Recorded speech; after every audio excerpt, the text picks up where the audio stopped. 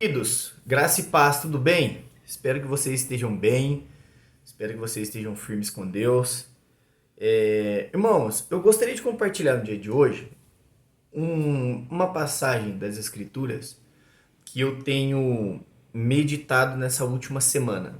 Né? O Senhor falou comigo muito forte na semana passada, em dois capítulos da Bíblia. Mas nesta última semana o Senhor tem falado especificamente sobre um versículo, e aí eu pegando todo o contexto aqui vou falar com vocês, mas eu quero deixar registrado porque tem sido muito poderoso da parte de Deus, eu acredito que o Senhor vai falar muito com vocês também.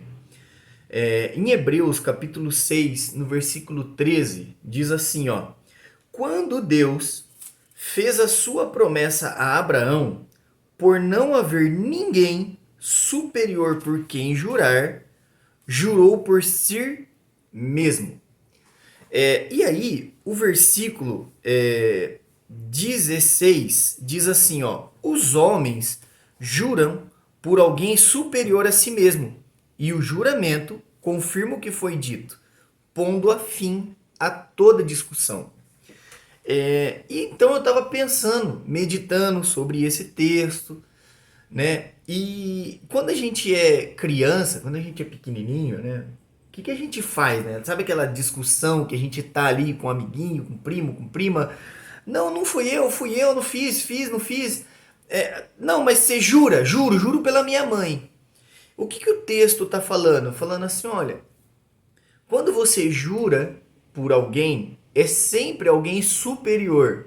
Então, quando você fala, eu juro pela minha mãe, eu juro pelo meu pai, juro pela minha tia, juro tal, o que você está falando? Olha, eu quero que vocês acreditem exatamente naquilo que eu estou falando. Como prova disso, eu estou jurando por alguém que é superior a mim. Então, quando você jura por alguém superior a mim, quando você julga, quando você jura por alguém superior a você, o que você está falando? Olha, cara, acaba a discussão aqui, por quê? Porque eu tô falando pra você que você tem que acreditar, eu juro pela minha mãe. E aí o que você faz? Você coloca fim na discussão.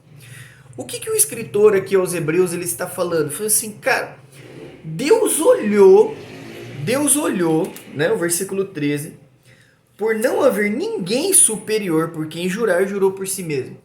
Imagina Deus olhando por todo o universo e procurando alguém que fosse superior a ele. E por não achar, ele vira e fala assim: Olha, Abraão, é o seguinte, o que eu vou fazer com você, eu vou fazer com você, e eu juro por mim mesmo. Ou seja, cara, não tem ninguém maior do que eu. Então eu estou colocando o meu nome como juramento. E pelo meu nome, eu lhe juro que isso vai acontecer. Sabe, queridos, eu tenho meditado muito nesse versículo esses dias. Muito, muito, muito. Assim, todos os dias eu tenho lido, relido, lido, relido. E ontem eu estava compartilhando com um irmão, né? Acabei conhecendo ele por acaso, descobri que era o irmão por acaso, aí a gente debandou de falar de Jesus. Quando a gente vai fazer uma seleção, né?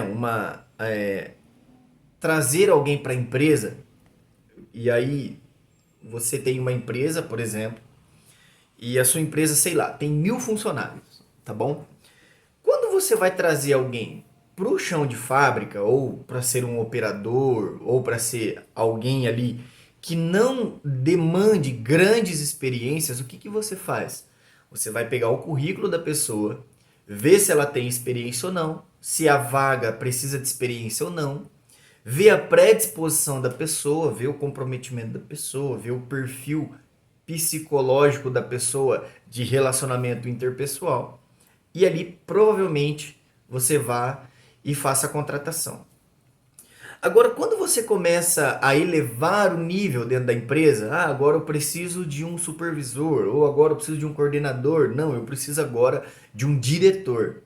Irmão, o critério para seleção de um nível de diretoria, ele é muito diferente do critério de seleção para uma pessoa, de uma função que não depende muita decisão estratégica. O que eu estou querendo dizer com isso? Que quando você vai pegar para contratar um diretor, o que você faz? Olha, eu quero saber o seu know-how, eu quero saber o que você tem de experiência, eu quero saber o que você tem de formação. Quem foi você? O que você fez? O que você construiu? Agora que você está querendo chegar na nossa empresa. Qual é a experiência, qual é a bagagem que você tem para que eu possa colocar essa equipe ou colocar essa empresa nas suas mãos para que você possa administrar? E aí, baseado em toda essa experiência, baseado no histórico, baseado no know-how, você faz a contratação ou não dessa pessoa. E isso que eu tenho meditado no Senhor esses dias. Sabe, querido? Quando eu olho para um pedacinho do currículo de Deus, eu descubro que esse Deus, ele é plenamente digno de confiança. Ele tem histórico demais para que eu possa confiar nele. Ele tem um currículo gigante demais para que eu possa soltar as minhas causas na mão dele. Então, querido, se tem alguém que tem experiência, que possa cuidar de nós, essa pessoa é a pessoa de Deus. Por quê? Porque não existe ninguém superior a ele. Não existe ninguém maior do que ele. Não existe alguém mais experiente do que ele. Então, que diremos, pois, a visto dessas coisas? Se Deus é por nós, quem será contra nós? Aquele que não poupou o seu próprio filho, antes por todos nós o entregou, porventura, não nos dará graciosamente com ele todas as coisas? Sabe, queridos, o que tem passado? Qual é a situação que tem acontecido na sua vida? Que você precisa falar assim, meu Deus, como eu queria não ter que me preocupar com isso. Querido, passe isso para o Senhor. O que você precisa fazer, o que é seu por necessidade, né? Preste atenção no que eu vou dizer agora. Existe uma linha muito fina entre a capacidade humana e a capacidade sobrenatural. A capacidade humana é você que faz. Querido, Deus não vai atravessar a linha. Deus não vai mimar pessoas vagabundas na fé. Desculpa a expressão, mas essa é uma realidade. Deus não vai... Um exemplo, o cara tá orando para Deus dar um emprego. Deus, eu preciso de um emprego, preciso de um emprego, preciso de um emprego. Deus não vai pegar o seu currículo, Deus não vai levar nas portas da empresa, ou Deus não vai abrir o seu e-mail, vai mandar o seu e-mail. Não, querido. O que Deus pode fazer é simplesmente pegar o seu e-mail e colocar como se fosse um destaque para o selecionador. Ele pode simplesmente fazer com que o seu currículo tenha um brilho diferente e a pessoa veja. Mas a obrigação de ir até uma empresa, de mandar o e-mail, de fazer, é sua, não é de Deus. Ok? Então, o que eu estou querendo dizer é que eu entrego o currículo, mas eu descanso, sabendo que Ele é o Senhor, que Ele faz as coisas, que não existe porta que Ele não possa abrir, mas também não existe porta que Ele possa fechar. Então, querido, por não haver ninguém superior a Ele, Ele jurou por si mesmo. Então Ele tem, queridos, bagagem, tem experiência demais para que Ele seja digno de toda confiança. O que você precisa descansar seu coração? Ah, Rodrigo, eu preciso descansar o meu coração na área da saúde. Olha, o meu corpo, eu não sei mais o que fazer. Querido, descansa. Se você já não sabe o que fazer, se o médico não sabe o que fazer, se a medicação não está correspondendo, não tem o que você fazer, não tem o que você se preocupar. É lógico que 1 milhão de coisas passam pela sua cabeça. Mas entrega para o Senhor. Descansa nele. Descansa. Eu não sei se você já parou para prestar atenção. Uma vez eu estudei sobre esse texto da ressurreição de Lázaro. Depois de 24 horas que o nosso corpo morre, né? Talvez eu esqueça de alguns detalhes porque eu estudei aqui já faz um tempinho, mas eu acho pertinente a gente falar isso.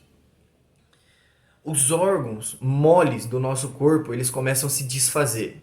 Os olhos, o cérebro, o baço, essas coisas começam a se desfazer. Então, quando Marta e Maria viram e falam, Jesus, ele já cheira mal. É porque, queridos, no nosso corpo fisiológico, esses órgãos mole já tinham desfeito de Lázaro. Ele já não tinha mais cérebro, já não tinha mais olhos, já tinha tudo derretido. Alguns órgãos de dentro dele já tinha derretido. Quando o Senhor libera uma palavra e fala, Lázaro, vem para fora. Querido, Deus não só ressuscita o morto, ele volta recriando todos os órgãos dentro de Lázaro para que o habilite à ressurreição. Então, queridos, qual é o problema na sua saúde? Qual é o problema do seu relacionamento? Qual é o problema da sua vida? Descansa nele. Quando Deus que libera uma palavra, irmão, a natureza que se vire, a ciência que se vire, o universo que se vire, mas a palavra do Eterno tem que se cumprir. O universo tem que se mover para que a palavra de Deus se cumpra. Então, querido, o que você precisa fazer é caminhar sobre a palavra de Deus. Quando Deus libera uma palavra para Pedro, que ele vira e fala assim, Pedro, então vem. Pedro vira e fala, Senhor, se for o Senhor, faça-me andar contigo sobre as águas. E Jesus vira e fala, então vem.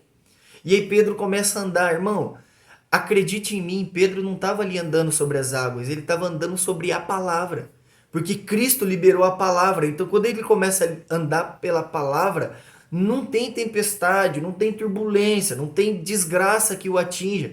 Mas quando ele parou de andar pela palavra e olhou o vento, olhou a tempestade, olhou as águas, a Bíblia diz que ele afundou. Irmão, caminhar sobre a palavra de Deus é a nossa função, é o nosso dever. Porque o justo, ele vive da fé. E a fé, querido, é a certeza das coisas que não se vê. É fato, é um fato concreto daquilo que não se vê. Então, queridos, Deus não tendo ninguém superior a Ele, Ele jurou por Ele mesmo. Então, confia nele, entrega-se a Ele, deixa o seu coração se deleitar nele. Tá bom, queridos? Que Deus te abençoe e fique com essa palavra. Veja, reveja, até que essas verdades criem uma fé dentro de você. De repente você sabe por alguém que está passando por alguma situação, mande essa palavra para ele. Pode ser uma resposta de Deus para essa pessoa. Deus pode vir como um bálsamo, Deus pode vir com refrigério sobre a vida dessa pessoa. Seja você também o porta-voz do Senhor. Amém, querido? Que Deus te abençoe. Se você quiser, se inscreva no canal, curta esse vídeo, tá bom? Que Deus te abençoe e tenha uma excelente semana em nome de Jesus.